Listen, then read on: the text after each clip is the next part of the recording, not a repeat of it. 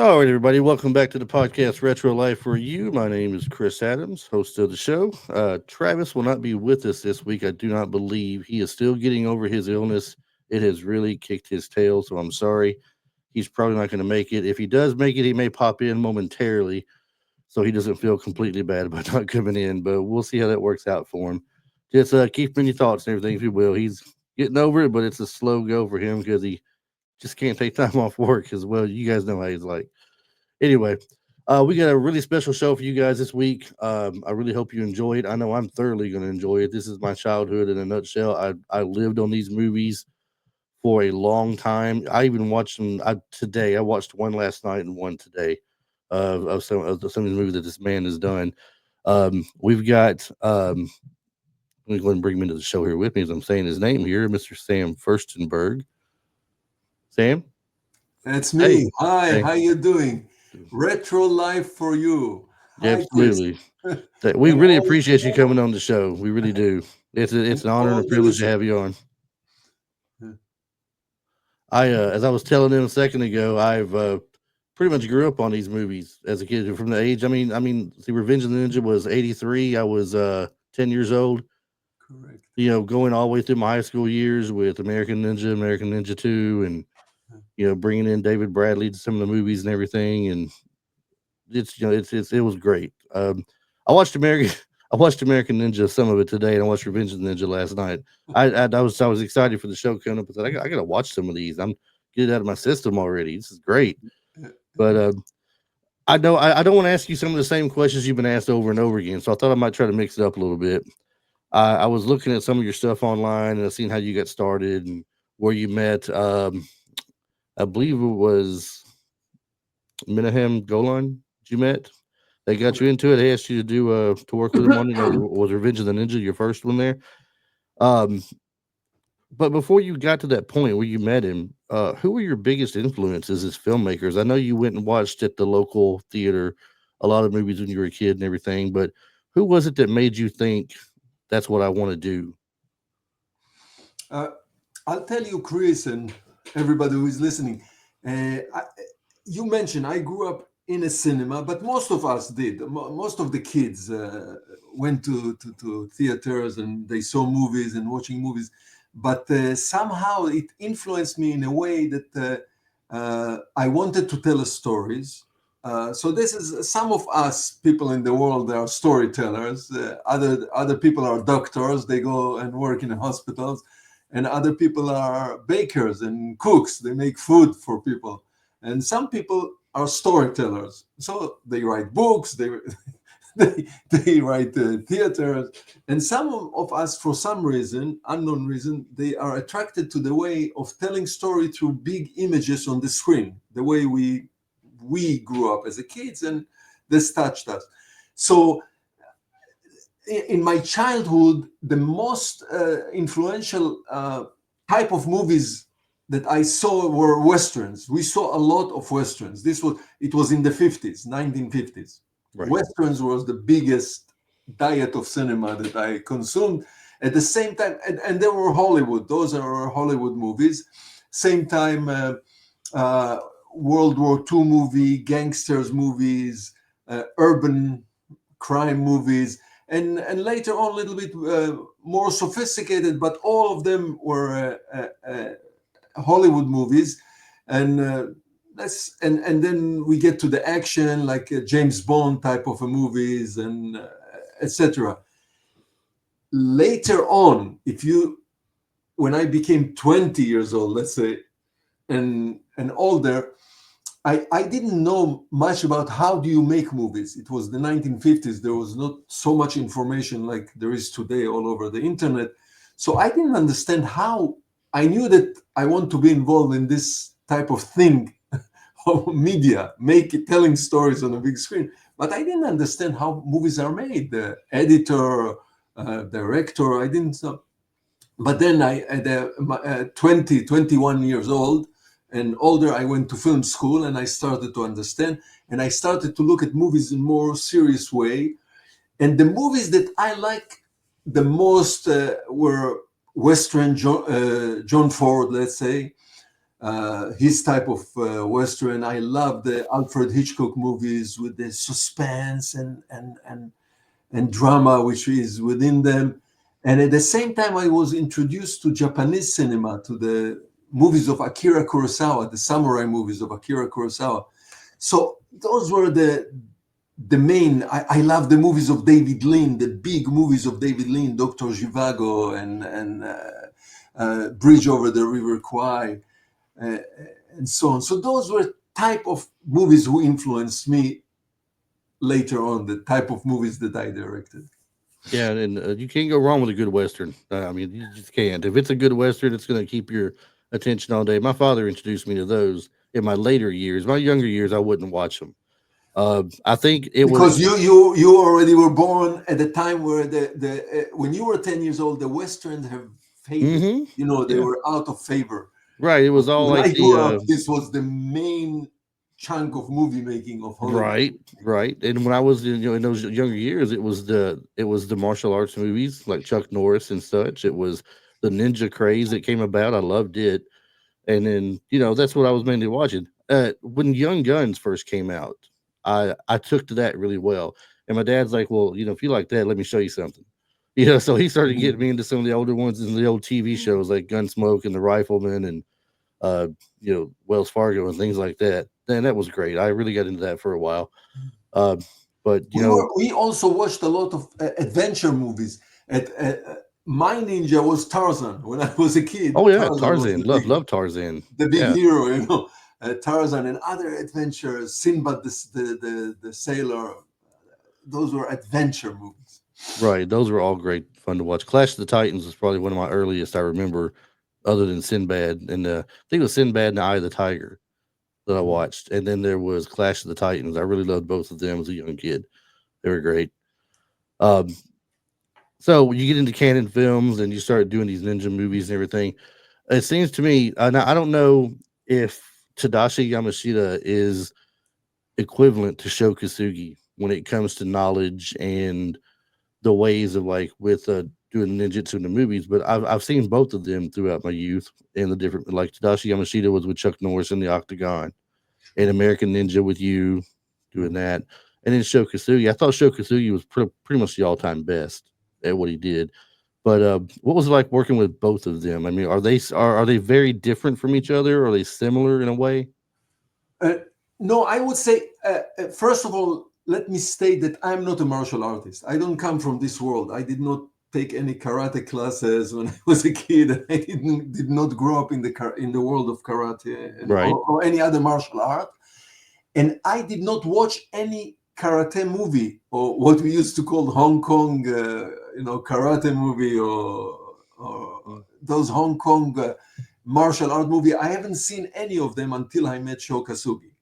So I was introduced into this world, and the first serious martial artist I met was Sho Kosugi, as you mentioned. mhm. Later on, I worked with Tadashi. Now I know that both of them are masters and they are teachers and senseis, but they are different. You're right.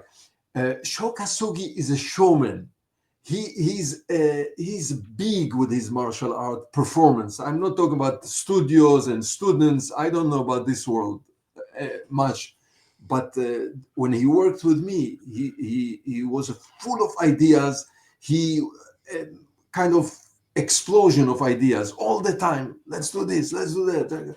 Come up with a new idea, and he was very much in a showmanship type of style that he wants to present everything and put it on the screen Right, theatrically, very theatrically. Tadashi was a reserved. He's still Shokazuki. He is a reserved man. He's a quiet man. He's apparently a very accomplished martial artist, hmm and obviously, when he performed everything he performed for the movie, for me, there's a director, but really for the movie, he was on a high level, excellent. You can see immediately, and for both of them, when I was even me as a director, I used to just sit on the chair and watch them perform and do what they do the magic. I was just mesmerized by just watching them. It's Tadashi, amazing. Yamashita, Sho Kosugi, and I also worked with Mike Stone, also the same level. And those were fantastic. So for me, both of them. But yeah, they had different personalities. And Really Mike different personalities. Mike Stone, you mentioned, is he the gentleman that was in American Ninja 2? Correct. Okay, yeah. That's what I was thinking. So I didn't want to get him mixed up with somebody else. I thought that's who he was though. I was just like I said, just watching Revenge of the Ninja last night, kind of refreshing my memory. Not that I've forgotten a lot about it, but it's still so much fun to watch today. What do you think makes these movies from back in that time hold so much value to us today? I mean, I don't know if it's nostalgia that we're carrying with us and we really love it because of that, but it's a movie that I feel like I could show like my like one of my nephews, then he would love to watch it at his age, and he's 30 something at this point, and he didn't get to see any of those things growing up. They were way outdated for him, obviously. But to me, it seems like it's something that's still relevant out there that people could watch and enjoy, not knowing what they're getting into when they see it. What do you think is so special about those that makes them stick with us today? So here is my opinion, Chris. I mean, it's very hard to determine what makes a movie immortal forever. Why do we love Rocky? Right. It's hard to pinpoint. It's hard. The audience just loves it.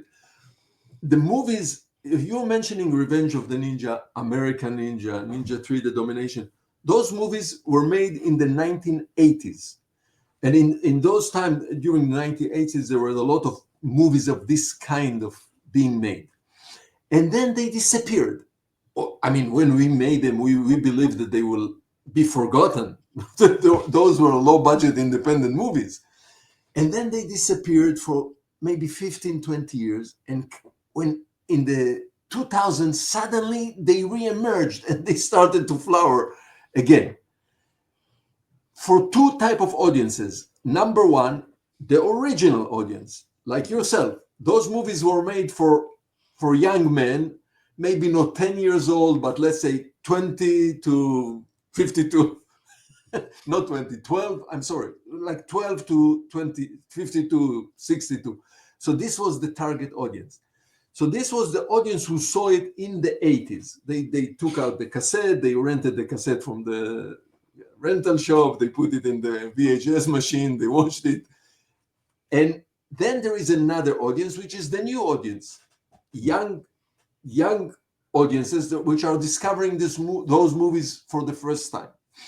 So yes, there is an element of nostalgia.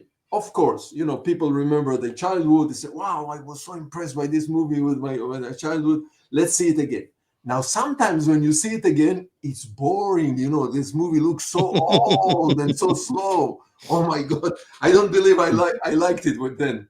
But Yeah. sometimes they are there. They are still working. They're still, and the new audience are discovering something. Now, my opinion, you're asking for my opinion, maybe. Right. Those movies, today, they're tremendous action movies nowadays. The Fast and the Furious, the superheroes, Superman, Spider-Man, those are action movies. We are talking about action movies after all. We are not talking about, Right. drama or comedy. And the new movies, the action is tremendous. But as you see them, consciously or subconsciously, that everything you see in the screen is special effects. They're all optical effects. You can feel it. Yes, Fast and the Furious, you have a car flying from one building, crossing the street, one roof, landing on the other roof. You know that it's unrealistic. The car Right. is not flying there. But it's spectacular. It looks beautiful. In the movies that we made in the 80s, myself directing and other directors, everything that you see on the screen was actually performed, was physically performed. We didn't have no optical effects, no digital effects, no computer enhanced mechanism, no blue screen, whatever they call today, blue screen, wires, nothing. If you see it on the screen, it was performed. I was watching another movie I directed last night. American Samurai with David Bradley, Hmm. and I watched, and the stuff that was performed, even I was amazed. So many years I'm looking at it. So I think that the audience that sees the movie today they are looking at those movies, and there is something that you can feel it, either consciously, subconsciously, instinctively. You say you feel it. Wow, I can really see that it was really performed. When a car goes into the lake, the car flew up in the air and landed inside the water. This Right. was done for real. When somebody falls into the ground and hit a slab of concrete, it was really performed. Somebody really hit a slab of concrete. I mean, of course, punches, not everything is real. We have Right. some movie magic, but everything was performed. And I think people can feel it. Action fans can feel this. And I call it, you can feel the pain, you can feel the punch. And maybe this is the secret. Maybe. I could be. You mentioned that sometimes we go back and rewatch something and we're like, "Oh my god, how did I ever watch that?" I was guilty of that very thing. When I grew up, there was a rock band called Kiss. They were really popular in their heyday. They made toys, lunchboxes, made their music and everything. Well, they made a movie called Kiss Meets the Phantom of the Park. Yeah. I remember watching it on television as a kid, loved it. And you mentioned the 80s being the time of VHS tapes and everything. So when it popped up on VHS when I was in high school, I was super excited. I ran and bought it. I took it home, immediately put it in, and within 15 minutes, I was pulling my hair out, going, "Why am I? How did I ever see this? How did I ever watch this?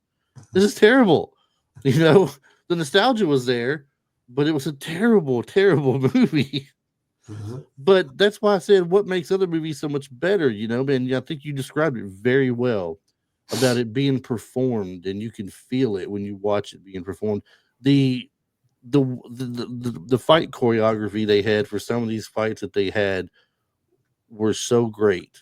I mean, it's very memorable, whether it was flips or throws or some kind of special fancy kick where they're up in the air and they've kicked three people before they landed or something. It was something always very spectacular, and it does stick with you. Definitely on Now, that. mentioning those fights, of course, we kind of learned or imitated the kung fu movies, the Chinese movies from Hong Kong. But the Chinese movies from Hong Kong, so what we call the kung fu movies or the Hmm. karate movies, they were not palatable for the Western audience. They were, I saw a lot of them together with Sho Kosugi. He got me into watching those movies, and they were probably very popular in the East. I guess in Japan, in the Far East, in the world.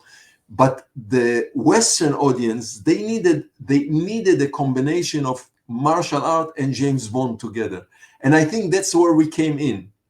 This group of directors, this group of stars, Stallone, Shokasugi, Schwarzenegger, Jean Claude Van Damme. Those movies mixed the martial art and the Western, what I call James Bond action, and they brought it and it made it very accessible and easier to digest for the Western audience. Yes, yes. And I will say, I did while doing my research before I contacted you and everything. I saw a short video you were in talking with somebody. You were showing him something. I was like, wow, I'm super jealous of that. You were showing him you've got the belt buckle with the Oh yeah. throwing star on it that he had on. I guess it was in Revenge of the Ninja.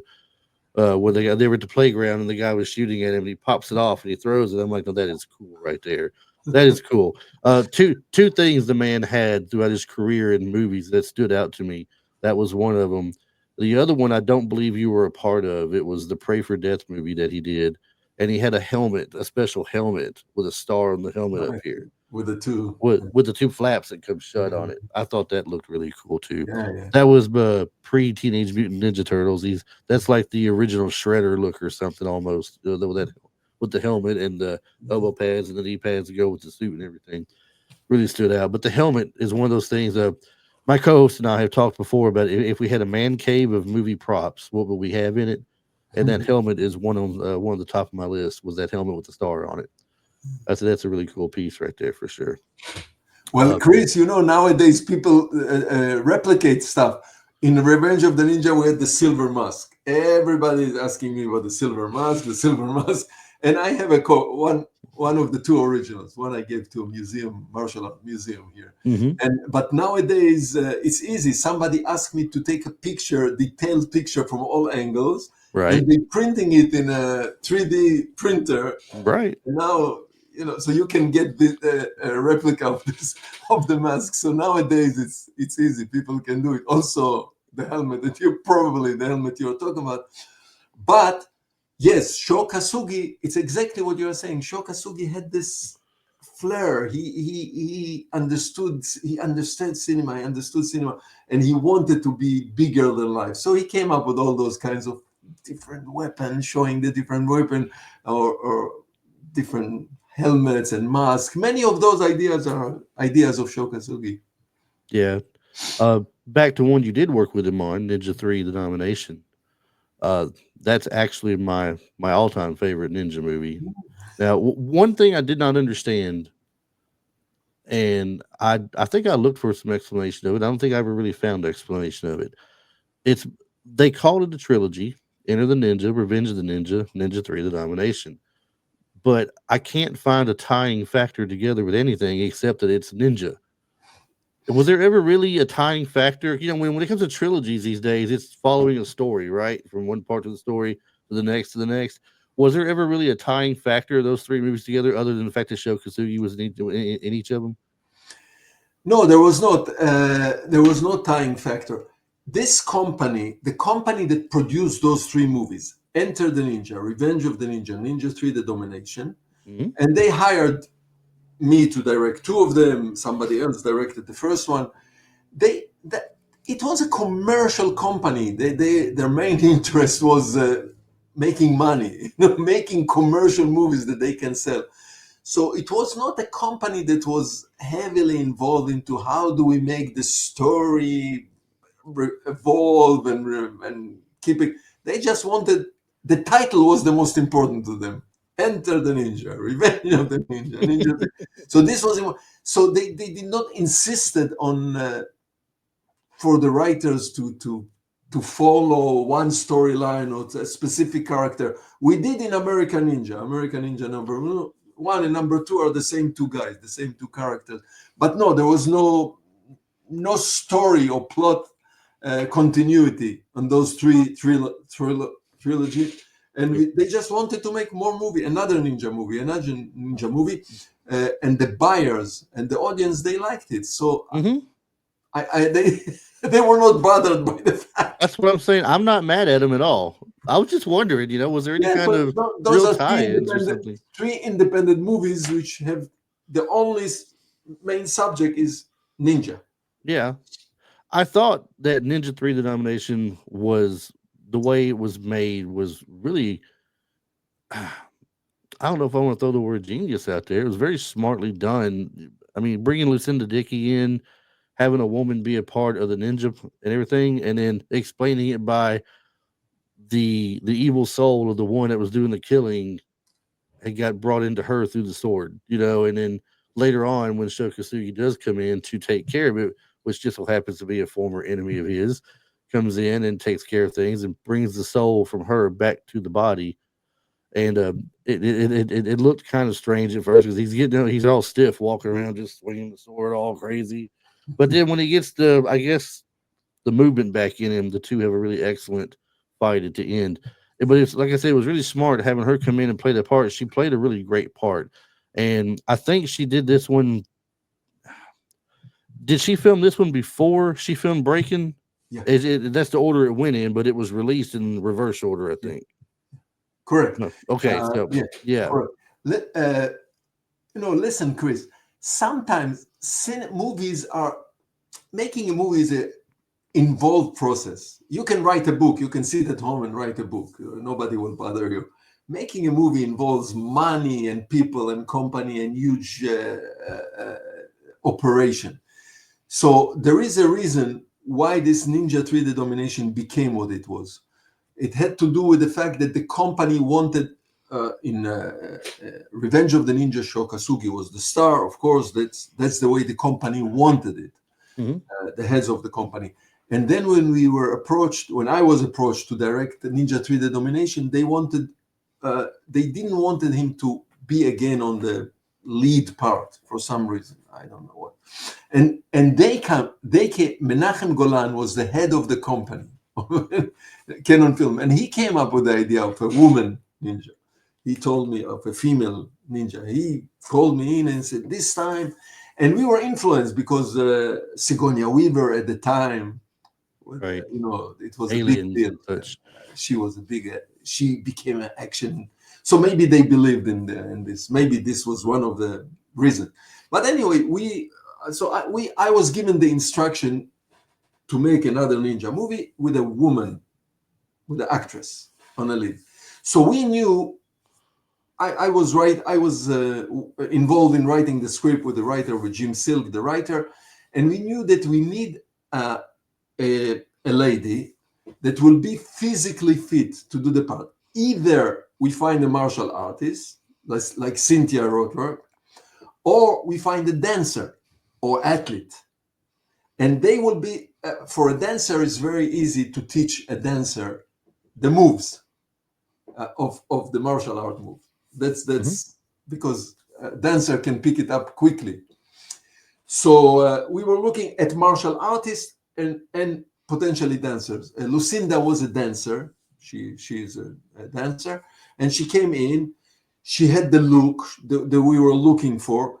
And when people, the martial art group, my martial art assistants, worked with her, checked with her, she was able. They determined that it will be very easy to teach her the moves.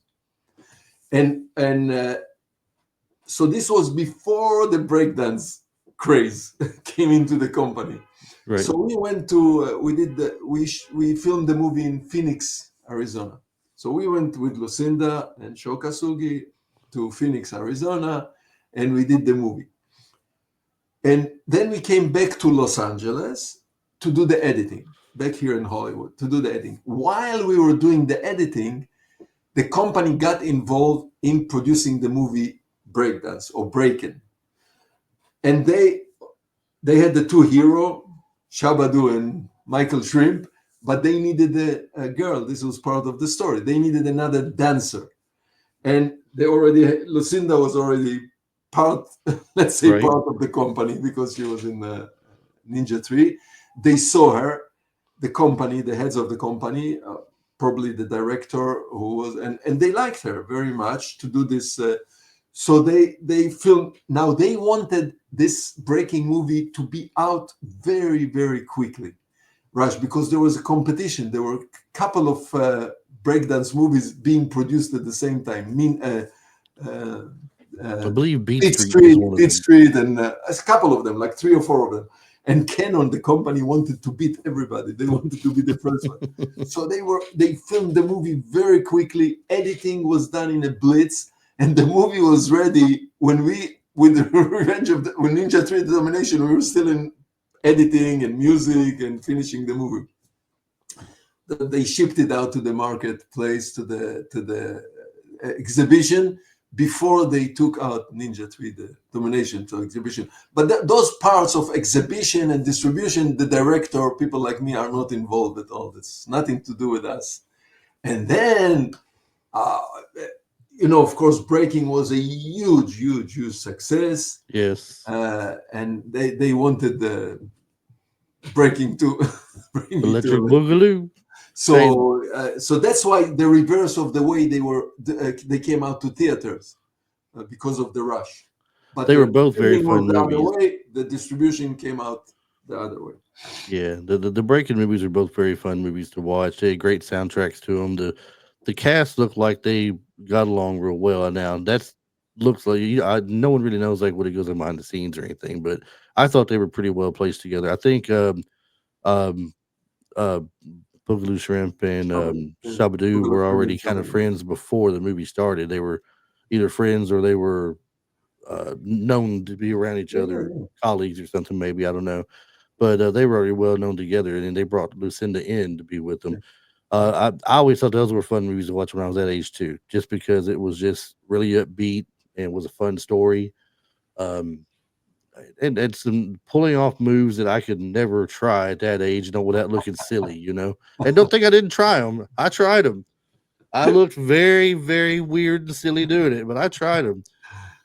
Just to say, let's say I had no success with that. So, you mentioned earlier with Ninja Three about who to get to play the part. You had Lucinda, and you said you could do like a Cynthia Rothrock or bring in a dancer, and then like Lucinda. Was there ever any real consideration to bring in Cynthia Rothrock, or was she not really performing in movies at that time? Or No, we knew about her. No, she was already making movies. No, she was a known entity in the martial art movie making yeah, together with Richard Norton. She made movies with Richard Norton. And no, she was. I don't remember what was the reason that she did not fit, or she was busy, or she was too busy with another movie. No, we were considering her very, very, yeah, very. I loved a lot of her movies. Yeah, She was but great. She's maybe great. maybe she was in in the middle of production or making one of her movies. I don't remember Well, she what had was so the many reason. come out. I wouldn't doubt it at all. I mean, China O'Brien was probably my favorite. She did. She had a couple of those, Yeah, but she but did. she was in quite a bit of movies. At that now, I just didn't know during that time frame in '83 because China O'Brien came in later in the '80s, I believe, close to '90, and I didn't know what her earliest movies were off the top of my head or anything. I just No, remember she those was ones. among the martial art circle. She was already famous right there. It was 1984, I Yeah, believe. yeah. Well, that's cool. I mean, I've always wondered, over the years, like I was like, not that I hated Lucinda Dickey in it. I didn't. I thought she played it great. She kind of nailed it for what it was for and everything. I just always wondered why, like an an actual martial artist wasn't taken for it. But that's good though. I mean, it came out great. Like I said, it's just like that kind of takes this trend takes to the next one, American Ninja. Michael Dudikoff wasn't really a real martial artist, Same but thing. it's kind of like when it comes to Hollywood, if you got the camera angles and you got somebody who can pull off some moves, then you don't really have to be a martial artist to make it look good. It's going to look good on camera, and he did a great job with it. And your camera work with it was great on it, spot on, making it look realistic and everything. And I, I said Ninja Three is my favorite. American Ninja is borderline right there tied with it. I mean, I always loved American Ninja. I probably watched it more than Ninja Three, although I like Ninja Three more because Sho Kosugi is the real deal. Uh, Listen, in cinema, in movies, we all know the most important element in cinema is the star on the screen. Hmm. So if you have John Wayne, he's John Wayne. You know, he was a football player. He was not an actor, but the charisma. So it so happened that, let's say we take Chuck Norris. He was a martial artist, but he had the charisma. He had what it takes to be on the screen. Bruce Lee. But there were many martial artists who tried and didn't make it because they didn't have this magic, this one element that makes you very charismatic on the screen. So this is the important. We know this is movie, this is cinema. So if you take a non-martial artist and you put him on the screen, but he had the charisma, he has the charisma, and he can master the moves and he can learn the move. That's it. This is the illusion. The world of movies, a world of illusion. We are creating illusions, and Dudikoff had it. Dudikoff was on the screen, fantastic. He was the character of American Ninja. Michael Dudikoff is very, very athletic. He was trained by Mike Stone that we mentioned earlier. Hmm. Took him under his wings, and he worked with him a couple of weeks before we started the filming, and he nailed it because he's very athletic, very talented in moving, in movement, and etc. And then came the personality on the screen, which is in movie making is the most important. It's the Right. star, how the star looks on the screen. I So same know. thing with Lucinda. There was a good team around her to teach her. We had Sho Kosugi, we had Elena Miel, we have Steve Lambert, the stunt coordinator. People were surrounding her, and she had a double. At some point, it's not her. There was another. there was a lady, a martial artist lady on the set that would perform. Sometimes Steve Lambert, the stunt coordinator, which was kind of short, so he doubled for her. Altogether, makes it. Michael Dudikoff needed much less doubling because he did a lot of the stuff himself. Most of the stuff he performed himself. Yeah, I saw an interview with him talking about it was this. I forget how many years anniversary it was for American Ninja, but he was talking about this in an interview, and he said the fun thing was doing his own stunts on a lot of things, and it also was worked out good for the movie because they saved money on bringing in an extra stuntman or something. He said, "Now, don't get me wrong," he said, "I couldn't do it all." He said, "But the things that were doable," he goes, "I was on it, and I thoroughly enjoyed it." Uh, but yeah, there's a lot of people that like to try to do their own stunts. I've read over the years, and uh, I think Jackie Chan's probably the most well known Of doing his course, own stunts and everything. Of course, he's hurt himself time and time again, of course. but I mean that's it's a dangerous thing doing stunt work, you know. So did Michael. Michael got hurt in the movies that I directed. He got hurt 2 times. In Ninja 3, The Domination, he got nunchuck on his forehead. Boom! Blood came out. In another movie, Avenging Force, he got hurt also. So Yeah, hold on a he did second. When you said Dudikoff got hit in the head with the nunchucks in Ninja 3? Ninja 2, The Domination. In a Ninja Oh 2, man, yeah, you in talking? Ninja Oh, 2, like The Domination, there is a fight in a Indian market, like a little Indian market. in a And one of the last moves, he's fighting with somebody with nunchucks, and he yeah. got him right in the forehead. Blood Okay, came out. yep. I got it in my head now. That's the way you described it. Yeah, that's funny. I had read somewhere he had in the first movie he had actually caught malaria and didn't know it. He was sweating profusely. He didn't know what was going on, and come to find out he had malaria and had to power through that. And I'm thinking, man, I always thought malaria was really serious, and you're powering through something like that to finish making the movie. That says a lot about you. Yeah, You know, I mean, yeah. I don't very remember the details. We were working in the jungles. Right away in the first scene in American Ninja, the bad guys are coming, the convoy, the ninjas are coming down the trees. This was all shot, filmed in a jungle in the Philippines, Paksanhan. And these jungles are humid and hot. Let me tell you, like 42 degrees, 45 degrees, and humidity, uh, I think 100%. And wow. and it's possible. Me as a director, I'm so busy on the set that I don't know what happened if the there are always nurse on the set, nurse, and maybe they took him to some treatment, antibiotics. I don't know what happened. The director is busy directing, doesn't have time to deal with the backstage, what's happening behind. But I know he did, and I know they took him to treatment, and I don't know, but it doesn't show up in the movie. And by the way, this was the first week of filming this jungle sequence, and later on, another 7 weeks. The whole movie took 8 weeks of shooting. I didn't see any problem with Michael or any sickness or any Yeah, it weakness. definitely doesn't show at all when you watch the movie or anything. The scene you're mentioning there, I guess, where they come sliding down the trees to attack the people for the trucks. One of that part of that is my favorite scene in the whole movie, where he comes back over the heavy equipment, jumping over the tire. He's coming to save Judy Aronson's character, and gets up there, and the guy turns him to shoot. He dives off to the side, has his little quick punch thing where he falls on the shovel, but he has the handle in his hand, and when they order the arrows to be shot, he knocks two of them away and catches the other one and lets it hit the thing. Yes. And I'm like, that is the coolest thing I have ever seen in my life. He just takes it off and looks at it and just breaks it at him and says, "Yeah, that's right, I did it." That was one of the coolest things I think I'd seen in a movie in a while, and that's it always sticks out in my head if I'm talking with friends about it, and they'll be like, "What was your favorite part of that movie?" I'm like, "Oh, it's easily this," when he knocks the arrows away and everything. Very cool, Chris, very cool.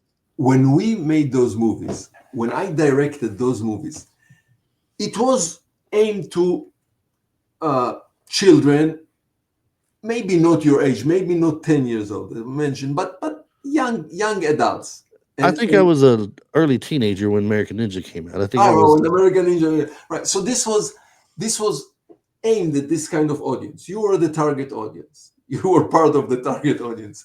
And I knew as a director, this whole ninja thing, to me, as a Western type of movie watcher, it deals with mystiques and it deals with magic, because that's the way Sho Kosugi introduced it to me.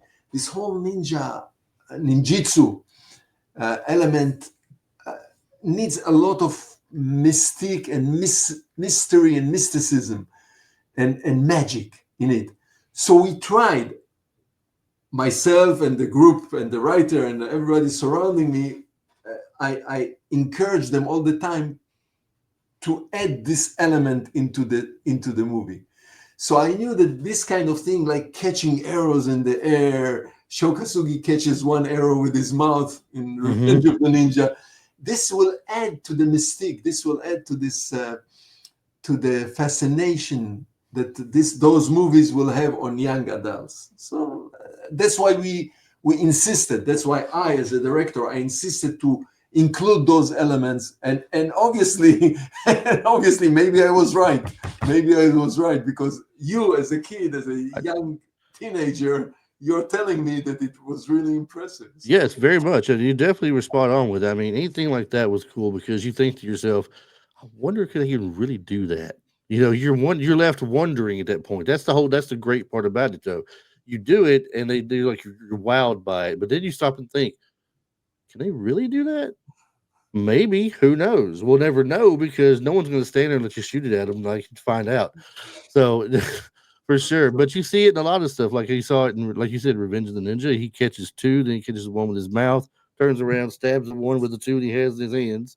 correct. Uh, when he was on the TV series with Lee Van Cleef as Right. and the Master, Right. you see Lee Van Cleef doing the same thing, Uh-huh. catching one shot at him by his character Osaka that uh, show played. So I mean, it's one of the things that was really wowed people a lot and stood out. Uh, the American Ninja 2 movie kind of took a little bit of a twist to it. I felt like it was like American Ninja 1 was really good. I loved it a lot. And I liked 2 a lot too. But 2, what kind of made it a little bit different and fun at the same time was there's a little slight humor aspect to it.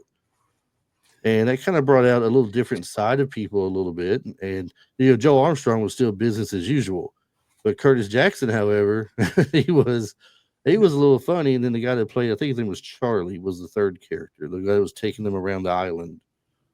Um, I might have his name wrong, I'm not sure, but there was this humor aspect to some of the movie that made it really really fun. So you're right. Now, number one, the subject you spoke about earlier. This is the magic of cinema. What cinema gives us is an opportunity to create magic that is not everyday's life. So will do James Bond. So will do Rocky. Anybody will perform and do stuff that you don't see in everyday life. And this is the magic of cinema. And regarding American Ninja number 2, yes, you're right. American Ninja number 2, I was involved with another writer. We wrote the script not with the same writer who wrote the first American Ninja, which was Paul DeMilke. Here we have the other writer. By the way, the other writer, he's Gary Conway. He's the bad guy with the white Right, suit. right. He's the writer. He wrote the script. So somehow, while we were writing the script, or he was writing, but I was working with him, it kind of took the turn of, in a more humorous way. The story takes place in an exotic island, at some kind of exotic island, and this pair of Michael Dudikoff and Steve James, Joe Armstrong. They're on a mission. In the first movie, they are not in a mission. There is no mission. Michael Dudikoff is being pulled into the action. He doesn't want to get involved. He's a reluctant hero. And Steve James is being pulled into the action with no intention in the beginning to be part of the action. In American Ninja number 2, there was a different frame of storytelling. They are going to the island, to this exotic island, with a mission. So it's already different structure of a story, different type of drama, and part of it arriving in a kind of exotic island, tropical island, we moved toward more toward humorous stuff. Steve was into it, as you're saying. I always wanted to create a saloon brawl of a Western. So finally, I got my chance to direct such a scene. It was not a Western, but it still was in a bar. We had this huge brawl in a bar, Yeah. which simulate a saloon brawl, saloon fight in a Western. So there are many elements of light elements, and we needed some comedy. And you speak of like a saloon brawl feel to it. It's like the part where the guy Charlie, he's got through over the bar by somebody, comes back up. There's a woman sitting there, immediately stops fighting, goes to pour her a drink and himself a drink, and asks her like he's hitting on her. Yeah, Then she exactly, smashes her bottle over his head too. exactly. Um, so just little bits like that that they really stood out for it. I was wondering, you didn't have anything to do with three though, right? It was just one and two, No, and that's then it. that Yeah, was it. yeah, that's it. This American Ninja number two was filmed in South Africa, Hmm. and the company I work for, Canon Film, they commissioned a local company to produce it. So this local company produced the American Ninja number two. I was there, and then they figured out that they can continue and do it with, they didn't need any people to come from Hollywood. They all they need is the actors, and they will. We have, of course, hired many local movie technician and talent, and many of the actors, most of the actors were South Africans, but we were mixed crew. We brought some of the crew came with us from Hollywood, wardrobe, cinematographer, lighting stuff, and the local labor was much cheaper. Yeah. So the company who was commissioned to do it, they struck a deal with the mother company, with Canon Film, that they will produce the rest of the movies much cheaper, which in my opinion was a mistake to do it cheaper. They should have done it more and more expensive every installment Well, uh, in the franchise. coming And, from a and that's what happened. And I was not involved anymore because I came from Hollywood. I'm a Hollywood director. I'm a union director. I'm expensive. Mhm. And then they can hire somebody, not only the director, the entire crew locally, which is much cheaper than us people coming from Hollywood. Coming from a fan's point of view, um, three took a downslide, and it took a downslide for me because there was no Joe Armstrong character in it. There Correct. was no Michael Dudikoff, and I that's why I was asking, were you a part of it? Because I thought maybe you might know why he didn't take part in the movie or not. But then come back with four, and it's David Bradley again, but no Steve James.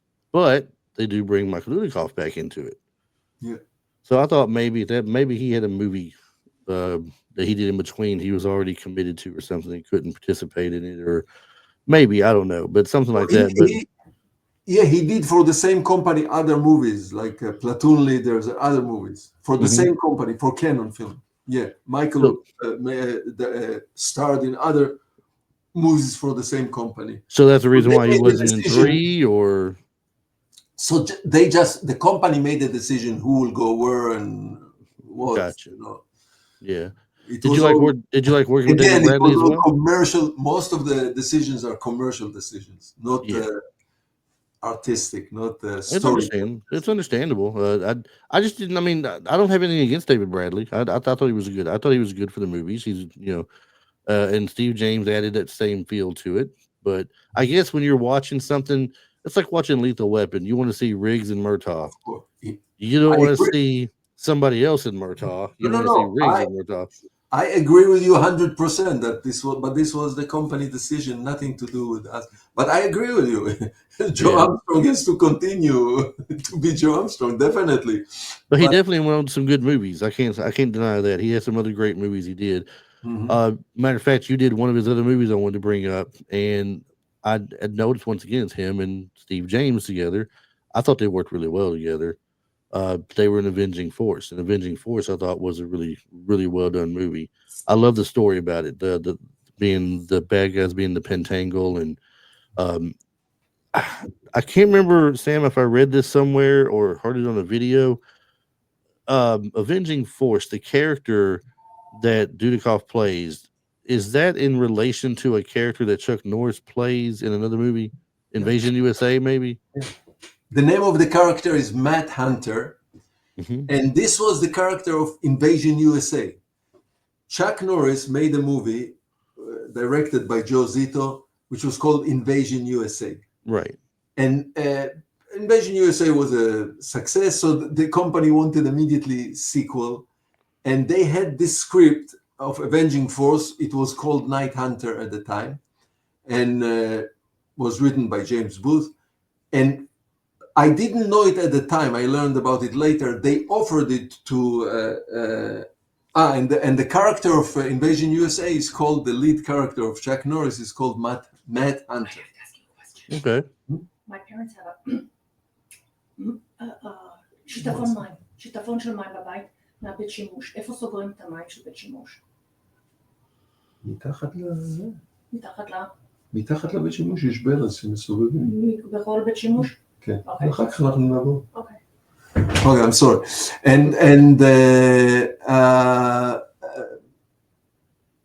And then they offered him the script to Chuck Norris, and I don't know why he rejected it. He didn't want to do it, and so the company gave me the script, and we just finished American Ninja, and they asked me if I think that the script would be good for Michael Dudikoff and Steve James. I read it; it was good. And we didn't change the name. I don't know why. Matt Hunter. We kept the name Matt Hunter in Avenging Force for Michael Dudikoff. It was definitely a I good didn't movie, know though. the story. At that time, I did not know the story with Chuck Norris. I learned about it later.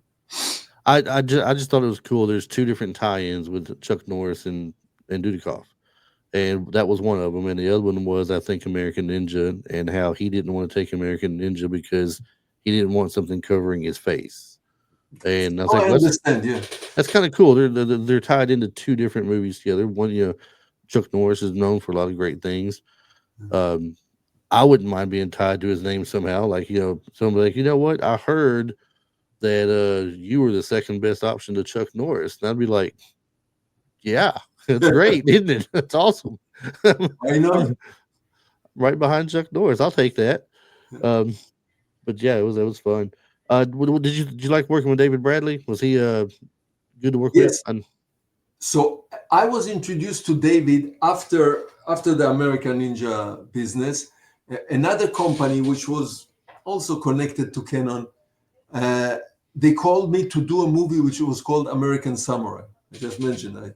And they brought in David Bradley to meet with me. I met David. I was introduced to David Bradley, and we went on, and we made this movie. I directed this movie, which is called American Samurai, with David Bradley.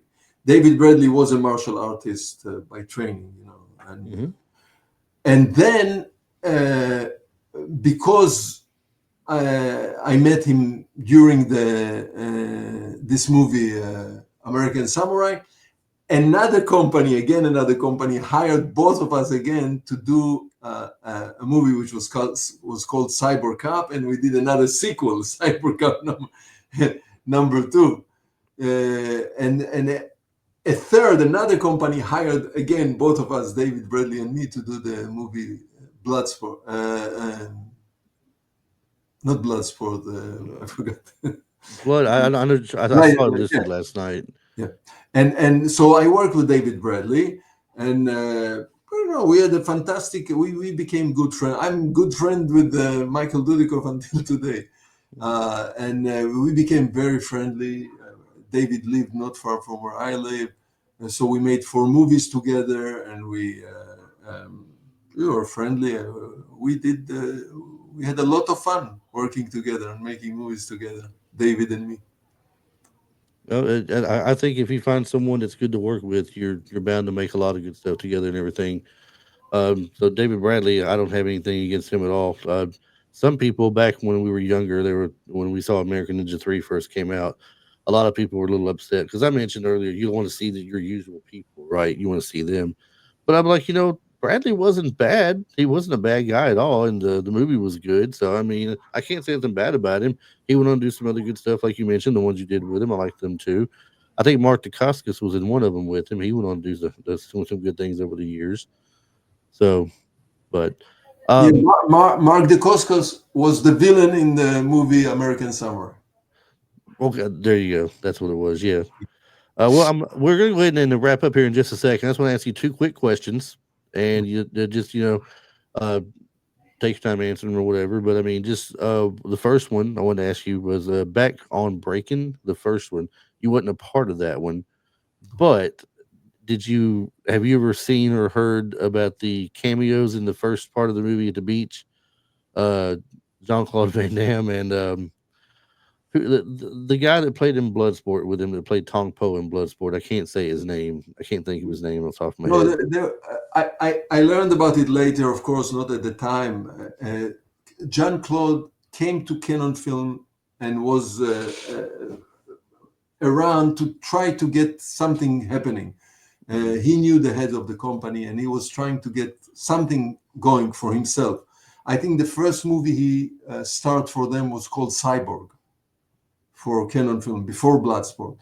But I don't know how it happened, but maybe they told him, go to Venice Beach in Los Angeles, in California, and they're filming this movie which is called Breaking, and go and get yourself familiarized with movies. I don't know how he got there, but yeah, you can see him there is a scene in the. It's just a humorous cameo to a lot of us Yeah, out there very because short. Yeah. no one it's short. If you don't look for him, you won't see him. I never knew about it until years later when someone showed just a still picture from the movie, and it's him and the guy that the other guy with him was in Bloodsport Bolo. and he was in Kickboxer both. Yes. I just can't think of what his name is, but they were both in there as cameos. And Yes. it's one of them things, I've always been a big fan of cameos when people pop up out of the blue that you don't expect to see. But he was not. But as I told you, he was not famous yet. He was not. He was just on his way. He was trying to get something going for himself, some movie. Yeah. Well, my last question for you, and then I'll go ahead and let you go. Looking back on your legacy of what you did with the ninja movies and the other action flicks you were part of and Breaking, obviously, and everything. If you had to pick a favorite one of all of them that you did, do you have a favorite one? Yeah, I consider The Avenging Force the best action the best action movie I directed. It has a subject. It has a good dramatic storyline. Mm-hmm. The action is spectacular. We worked on the action many weeks. The actions in the swamps, in the bios are tremendous action, really good looking. We recreated the Mardi Gras from scratch, with thousands of people and action sequence happening during the Mardi Gras. So for this reason, the budget was good budget, considerable budget. It was all done in New Orleans, and there is a story, there is a subject, white supremacy, etc. So I consider it the best action movie I directed, despite the fact that American Ninja is much more popular than Avenging Force, million times more popular. It's a very popular movie. And I made another movie with Steve James, which is called Riverbend, which is racial discrimination in the South. Semi-action movie, not really. And I consider it very interesting from a thematic point of view, from a subject point of view, and the storytelling.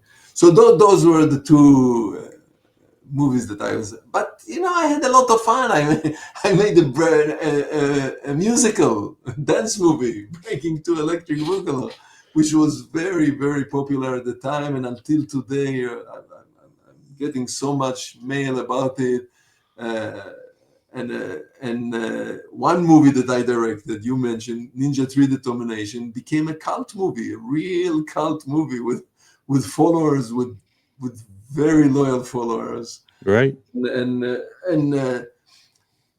the interesting part, Chris, is something we touched upon, is the magic of the resurrection of those movies, of some of the movies that I directed that came back to life, and they became so popular, and people are talking about them, and they're screening and screening in festivals. I was just 2 weeks ago, I was in Germany for screening of American Ninja and American Ninja #2 with the Q&A. That's where I seen you after. online. That's what gave me the idea to reach out to you. I saw you on that, and I thought, oh man, I'm going to reach out to this guy and see if I can get a hold of him. That's And great. in the beginning of the year, there was a celebratory screening, 40th anniversary screening of Breaking to Electric Boogaloo in a theater here, a theater that belongs to Tarantino in Los Angeles, Beverly Cinema. Many people came. It was a midnight screening. It was a full house, and things are coming out. I'll show you that this book came out this book, Stories from the Trenches, with the photos and stories about the movies that I directed, and there is an unbelievable resurrection. And we are talking 40 years later. American Ninja next year will be 40 years old. Revenge of the Ninja is already 41 years old. Now, is that book available already, like on Amazon or Yeah, anything? Amazon. Yeah, in Amazon. Okay. Stories from the Trenches. Well, I know where to look for it now. That's Cinema good. of, I'm definitely going to check that out. movies. Oh, I'm sorry. Canon veteran Sam Firstenberg. I'm sorry. I lost you for just a second there. For some reason, your picture dropped to the bottom and came back up. You were talking about you were showing the book, and what were you saying about it again when I said it available on Amazon? The book, the name of the book, it is available in Amazon, as you mentioned, and the name of the book is Stories from the Trenches: Adventures in Making High-Octane Hollywood Movies with Canon veteran Sam Firstenberg. That's the name of That's the book. awesome.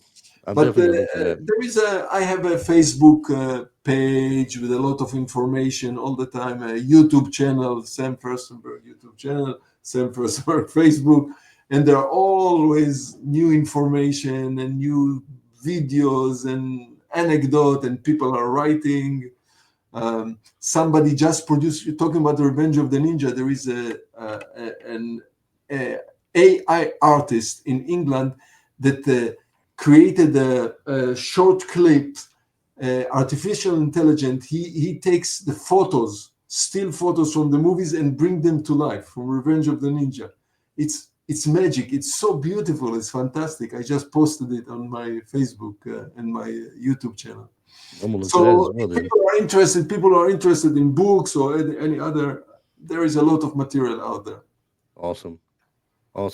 One of these days, I'm going to track Michael Dudikoff down. One of these days, he's Yeah. a hard person to find. Judy Aronson, I've talked to her. I'm hoping to have her on in 2025. Yeah. And she's been really, well, the times I've reached out to her, she's been really busy with Comic Cons and such. Correct. She and I was know- with me. She was together with me in Germany in the screenings. Judy. Right. And I don't know if Michael Dudikoff does anything these days movie wise or not, but I mean, I think I know he doesn't live in the country, I don't believe. No, but he lives here, not far from Los Angeles, and I thought we someone trying told me Facebook messengers and try to contact. Yeah. I thought someone told me he was living in the Philippines for some reason. No, Mike Stone lives in the Philippines. Oh, he does. Okay. Yeah. No, like I said, one of these Michael days I'll lives track right him here, down not for far from sure. me. But I do thank you, Sam, for coming on. It's been a blast talking to you. I could probably go all day long, but I don't want to keep you like that all day and take your whole day up. So Yeah, I sure. really appreciate you coming on and going over these movies with us. Like I said, these were a lot of my childhood classic favorites, and still watching them today. They don't get old to me. So really do appreciate you coming on. That means a lot. So Chris, it was pleasure to be on your show, on your podcast, and I hope the listeners and the viewers will enjoy it. And I want to add, if you need any photos to edit into this, let me know. I can send you a link to download photos from Revenge of the Ninja, American Ninja. Okay. So please let me know before you are putting it. I can help a little bit in promoting it. Sure. I did. It'll be coming out next Thursday. I'll do the editing, what I got to do for editing on it. in the next couple of days, and then I'll have it uploaded and ready to go for Thursday morning. Thursday mornings are release time, so it's Excellent. both audio and video. We're audio on Spotify and on iTunes and some of the smaller places, and we're video on YouTube. So let me know. I will help promoting it.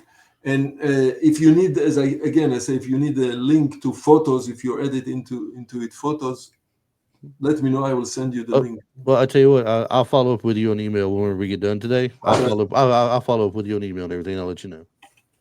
So, Great. well, all right, great. Good. Once again, so everybody, it's and hey, by the way, before I forget, do you have anything going on today that you want to put out there, or anything new that's happening or going on? No, not much. Things are happening all the time. Mm-hmm. The movie Riverbend with Steve James was lost. We lost the movie.